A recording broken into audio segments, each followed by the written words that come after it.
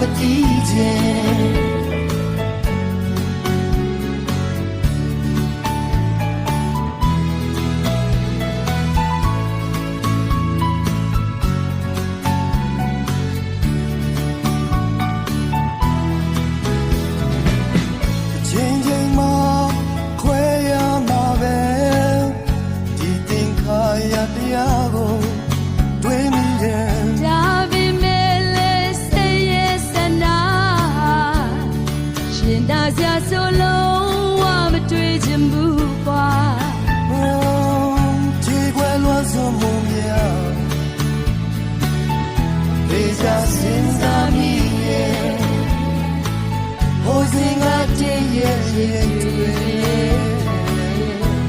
စိတ်ထဲရောက်ရှိလာဘယ်တော့မှ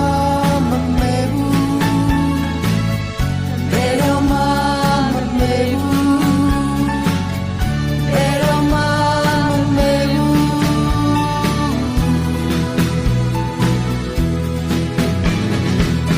ရောက်လို့နေမှလက်ပန်းချသလားပင်လည်းပြင်းချလောကရ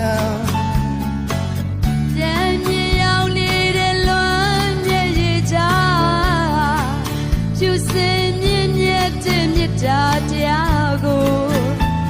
မမေ့ဘူးလည်းအစားထိုးလဲပါလေရင်မချေွယ်ရပြီတကယ်ကိုပြန်ပြီးတန်တာ